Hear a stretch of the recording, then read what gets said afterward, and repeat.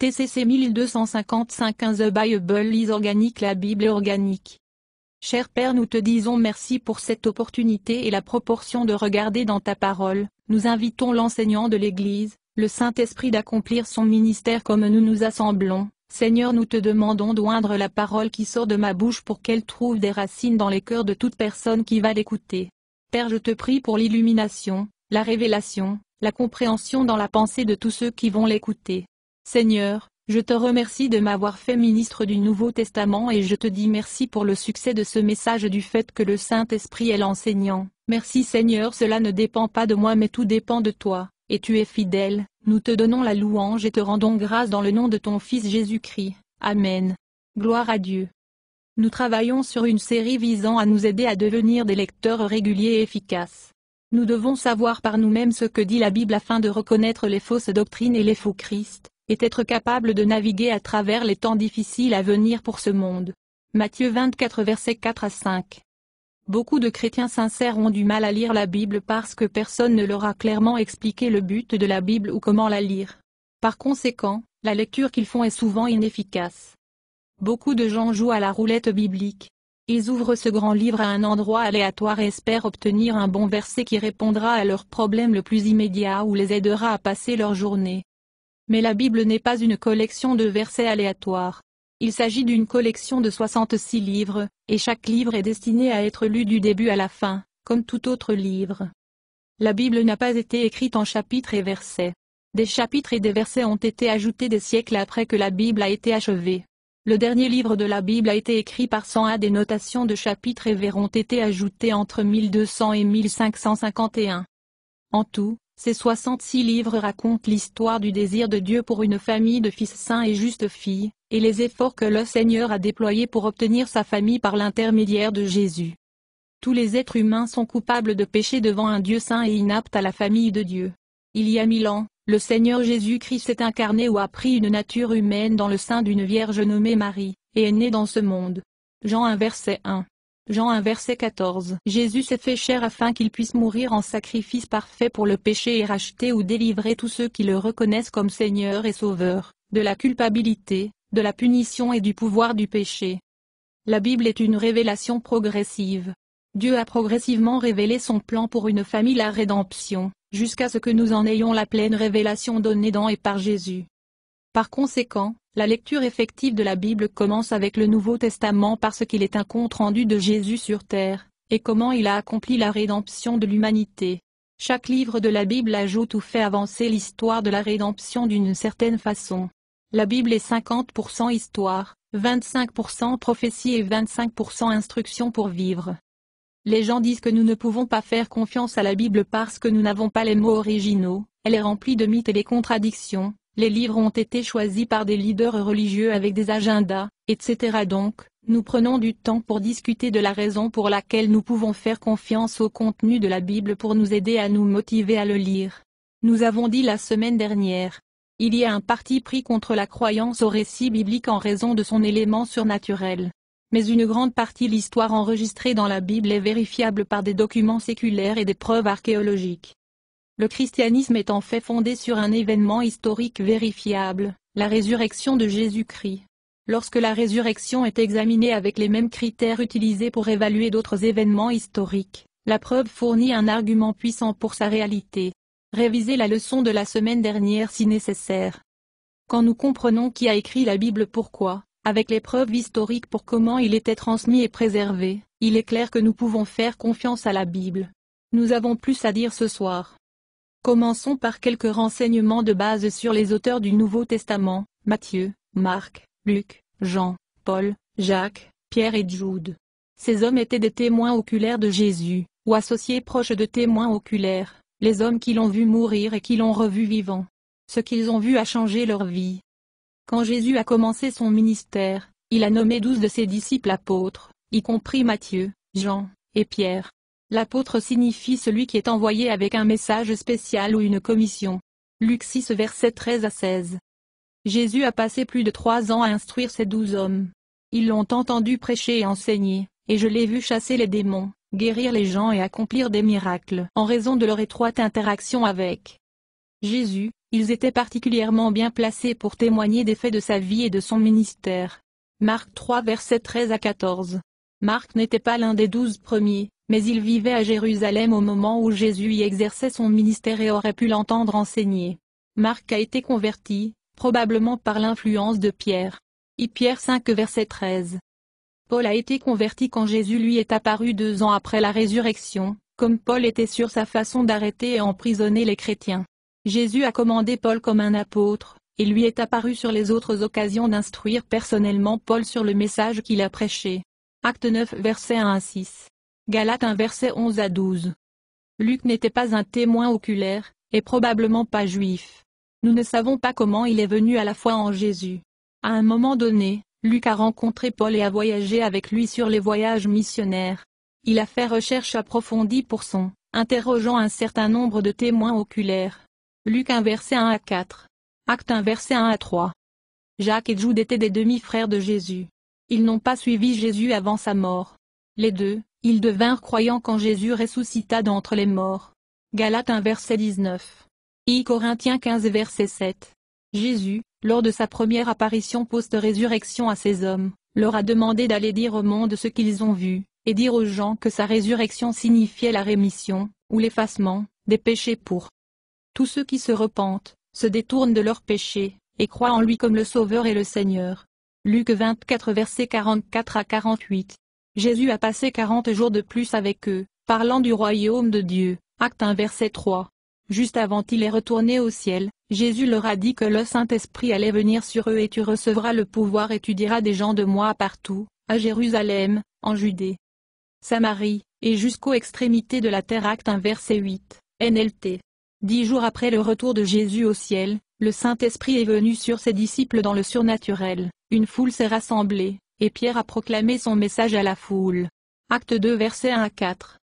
Vous avez vu les miracles que Jésus a faits. Vous l'avez vu mourir. Et vous savez que le tombeau est vide. Rien de tout cela n'a été fait en secret. Repentez-vous et croyez au Seigneur Jésus-Christ. Acte 2 verset 22. 37 et le verset 41. Les apôtres ont d'abord diffusé leur message oralement parce qu'ils vivaient dans une culture orale. Moins de la moitié de la population de l'Empire romain, qui contrôlait Israël à cette époque, pouvait lire. Dans cette culture, la répétition et la mémorisation étaient les principaux moyens d'enseigner l'information. Les gens ont été formés dès l'enfance pour mémoriser des histoires, des chansons, de la poésie et même des livres. Les rabbins, enseignants, étaient célèbres pour mémoriser tout l'Ancien Testament, plus de 309 000 mots. Pouvons-nous faire confiance aux souvenirs des apôtres? Ils avaient une forte motivation pour transmettre le bon message. Ils croyaient depuis le début que Jésus était le Messie promis, et que le salut était en jeu. Donc, ils auraient pris soin de mémoriser et de répéter avec précision ce qu'ils ont vu et entendu. Les enseignements de Jésus ont été donnés dans des segments concis, faciles à retenir. Il a répété beaucoup de ses enseignements encore et encore pendant son ministère de 3 ans. Et, bien que la mémorisation était l'outil principal d'apprentissage, certains rabbins ont encouragé la prise de notes. Plusieurs des apôtres, y compris Matthieu, un ancien percepteur d'impôts, auraient su écrire. Les ennemis de leur message auraient aimé que les apôtres fassent quelque chose de mal pour qu'ils puissent être facilement discrédités. Des foules de gens ont vu et entendu Jésus pendant son ministère de 3 ans.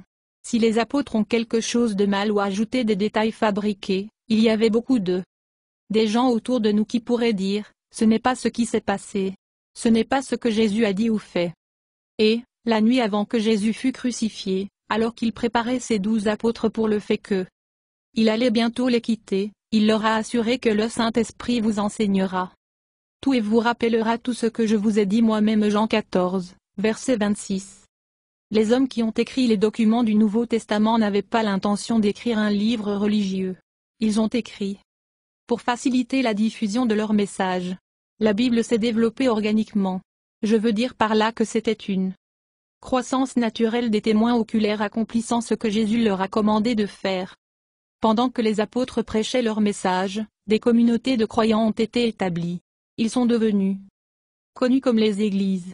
Le mot grec traduit église, ecclésia, signifie un appel et est venu à être utilisé pour une assemblée composée de croyants en Jésus. L'église signifiait des gens, pas des bâtiments. B. Comme les apôtres se sont déplacés d'un endroit à l'autre en annonçant Jésus, ils ont continué à communiquer. Avec des assemblées déjà établies, églises, par épîtres, lettres. Rome disposait d'un réseau routier et postal efficace dans tout son empire, ce qui rendait les communications relativement faciles. Les épîtres ont également expliqué ce que les chrétiens croient, doctrine, a donné des instructions sur la façon les chrétiens sont censés vivre, et ont abordé les problèmes et les questions qui se sont posées dans les groupes. Ces épîtres ressemblaient plus à des sermons qu'à des lettres. Elles devaient être lues à haute voix par un leader ou un collègue de l'écrivain, à un certain nombre de personnes à la fois. Une fois qu'une épître a été lue, il a été copié et partagé avec d'autres groupes, églises, de la région. Les épîtres ont été les premiers documents du Nouveau Testament à être écrits. James, A de 46-49, Galates, A de 48-49, Ienne de Thessaloniciens, A de 51-52, Romains, A de 57. Les livres du Nouveau Testament qui sont connus comme les Évangiles, Matthieu, Marc, Luc et Jean, étaient également écrits pour des raisons pratiques, entre A de 55 et A de 90. Les chrétiens voulaient un enregistrement écrit de ce que Jésus a dit et fait, et les témoins oculaires voulaient un enregistrement écrit de ce qu'ils ont vu et entendu, pour s'assurer que leur message exact continuerait pour se répandre après leur mort. 2 Pierre 1 verset 15. 2 Pierre 3 verset 1 à 2. Les évangiles sont en fait des biographies de Jésus. Les anciennes biographies ne donnaient pas le même temps à chaque partie de la vie d'un individu. Le but de l'enregistrement de leur histoire était d'apprendre des réalisations de la personne, donc l'écriture a été consacrée aux événements les plus importants de sa vie. Il n'y a donc pas grand-chose écrit sur la vie de Jésus avant qu'il ne commence son ministère. Lorsque les évangiles sont harmonisés, mis ensemble avec tous les événements enregistrés dans l'ordre, rien répété ou omis, ne sont couverts qu'une cinquantaine de jours du ministère de Jésus pendant 3 ans et demi. Avec l'accent mis sur la période précédant sa mort et sa résurrection. La semaine prochaine, nous examinerons pourquoi nous pouvons être certains d'avoir les mots que ces hommes ont écrits, mais pour l'instant, considérez plusieurs déclarations qui nous aident à voir pourquoi nous pouvons faire confiance à la véracité de ce que ces hommes ont écrit. A. Peu de temps après le retour de Jésus au ciel, Pierre et Jean ont guéri un homme qui était boiteux depuis sa naissance, par la puissance de Dieu, au nom de Jésus dans le temple à Jérusalem. Acte 3 versets 1 à 8. 1. Une foule s'est rassemblée quand ils ont vu ce qui s'est passé. Pierre en profite pour proclamer Jésus et sa résurrection à la foule et les exhorte à se détourner de leurs péchés. Acte 3 versets 9 à 26.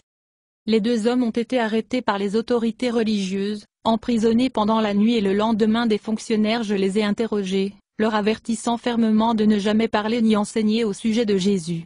Acte 4 versets 1 à 18. Notez la réponse de Pierre et Jean. Pensez-vous que Dieu veut que nous vous obéissions plutôt qu'à lui? Nous ne pouvons pas cesser de parler des choses merveilleuses que nous avons vues et entendues. Acte 4 verset 19. Cet incident est enregistré dans le livre des Actes, écrit par Luc, auteur de l'évangile qui porte son nom. Luc a écrit son évangile et le livre des Actes pour assurer un nouveau croyant, Théophile, de la véracité de ce qu'il avait cru. Rappelez-vous, Luc a interviewé de nombreux témoins oculaires pour son évangile et vécu à travers beaucoup des événements dont il a écrit dans les Actes. Les Actes est une histoire des apôtres comme ils sont sortis pour annoncer Jésus dans le monde méditerranéen. Il est rempli de détails historiques spécifiques sur les lieux et les personnes dans la région. Depuis la fin des années 1800, l'archéologie moderne a vérifié chaque ville mentionnée dans le livre des Actes. Le principal archéologue de cette époque, Sir William Ramsay, 1851-1939, a ridiculisé la Bible pour le manque de preuves. Cependant, il est devenu un croyant en Jésus quand il a entrepris une archéologie digitale visant à prouver les inexactitudes dans le livre des Actes. Au lieu de cela, ces trouvailles ont confirmé par Luc. Ramsay dit plus tard que Luc se classe parmi les plus grands historiens du monde antique. Il y a un air d'authenticité dans les écrits du Nouveau Testament. Les auteurs des évangiles donnent des détails qui les mettent dans une mauvaise lumière. Matthieu se réfère à lui-même comme un publicain, collecteur d'impôts, Matthieu 10 verset 3. Tous les apôtres ont abandonné Jésus quand il a été arrêté, Matthieu 26 2.56. Peter est rapporté pour avoir nié qu'il a connu Jésus 3 fois la nuit avant sa mort, Matthieu 26 2.69-75. Les écrivains du Nouveau Testament venaient d'une culture qui comprenait l'importance de la parole écrite de Dieu. Ils ont réalisé que Dieu se révèle par sa parole, revue la semaine dernière, si nécessaire. Jésus lui-même a dit que les Écritures témoignent de lui, Jean 5 verset 39. Le jour de la résurrection, Jésus est apparu à 2 de ses disciples alors qu'ils marchaient vers le village d'Emmaüs, une ville d'environ 7 km et demi de Jérusalem. Les hommes étaient troublés par la crucifixion de Jésus. Ils ne se rendaient pas compte que c'était Jésus parce que Dieu les empêchait de le reconnaître. Luc 24, verset 16. Quand les deux dirent à Jésus pourquoi ils étaient fâchés, il les réprimanda pour ne pas croire aux Écritures. Luc 24 verset 27. Puis Jésus a cité tous les passages des écrits de Moïse et de tous les prophètes, expliquant ce que toutes les Écritures disent de lui. Lors de la dernière scène, la nuit avant que Jésus soit crucifié, il a passé du temps à préparer ses 12 apôtres pour le fait qu'il allait bientôt les quitter. Jésus leur dit, « Ah! Ceux qui obéissent à mes commandements sont ceux qui m'aiment. Parce qu'ils m'aiment, mon Père je les aimerai, et je les aimerai. Je me révélerai à chacun d'eux. » Jean 14 verset 21. Nous exprimons notre amour pour Dieu par l'obéissance à ses commandements. Ces commandements, ce qu'il veut que nous fassions, se trouvent dans sa parole écrite, la Bible. Jésus a promis de se faire connaître à ses disciples par sa parole écrite. Vous connaître quelqu'un en l'observant, en l'écoutant, en observant ses actions et en entendant ses mots. Nous pouvons faire cela avec Jésus à travers la Bible, parce que les Écritures témoignent de lui. Jésus avait déjà dit à ces mêmes hommes, « Toutes les paroles par lesquelles je me suis offert vous êtes censés être des canaux de l'esprit et de la vie pour vous, car en croyant ces paroles vous serez mis en contact avec la vie en moi. » Jean 6 verset 63, J. S. Riggs, paraphrase. Lorsque Pierre et Jean se sont présentés devant les autorités religieuses après leur arrestation pour la prédication de Jésus au temple, notez la réaction des autorités, quand le concile a vu l'audace de Pierre et John, et pouvait voir qu'ils étaient évidemment non instruits professionnels, ils étaient étonnés et réalisaient ce qu'être avec Jésus avait fait pour eux. Acte 4 verset 13, nous aussi pouvons être avec Jésus et être changés par lui, comme il nous donne la vie à travers son écrit la parole. C'est l'une des principales raisons pour lesquelles nous devons devenir des lecteurs réguliers de la Bible. Surtout le Nouveau Testament qui est la révélation la plus claire de Jésus. La Bible est un livre unique parce qu'elle est respirée par Dieu, 2 Timothée 3 verset 16. Par sa parole, Dieu travaille en nous pour nous purifier et nous changer. Il nous donne la sagesse, la force, la foi, l'espoir et la paix. Et nous donne le même genre de confiance que Pierre et Jean avaient face aux défis. En tant que chrétiens, nous vivons par la foi ou la confiance en Dieu Tout-Puissant qui s'est révélé en Jésus et à travers lui. Il est difficile de faire confiance au Seigneur si vous n'avez pas confiance dans la manière principale dont il se montre à nous par sa parole écrite, la Bible. C'est-à-dire que nous prenons le temps de discuter qui a écrit la Bible et pourquoi, ainsi que comment nous savons que nous pouvons faire confiance au livre qui est venu à nous. Nous ne le faisons pas seulement pour donner un tas de faits sur l'histoire, l'archéologie et comment la preuve est évaluée. Nous devons avoir confiance dans le livre à cause de qui il nous révèle. Nous vivons à une époque où la vérité objective, 2 plus 2 font 4, a été abandonnée en faveur de sentiments. Je pense que 2 plus 2 font 5, c'est ma vérité. La vérité est une personne, le Seigneur Jésus-Christ, qui se révèle dans un livre qui est la vérité. Écriture, la Bible. Jean 14. 6, Jean 17 verset 17. Nous vivons une époque de tromperie sans précédent dans tous les domaines de la vie, avec un chaos croissant autour de nous. S'il y a jamais eu un temps pour connaître la vérité pour vous-même, c'est maintenant. Nous avons beaucoup plus à dire la semaine prochaine, mais fermons avec cela. Devenez un lecteur régulier de la Nouvelle Testament. Ce n'est pas facile et il faut des efforts. Mais les avantages l'emportent de loin sur tout coût ou inconvénient. Ma prière est que par ces leçons chacun de nous sera inspiré pour marcher comme Jésus a marché. Laissez Jésus vous faire confiance à travers sa parole, la Bible.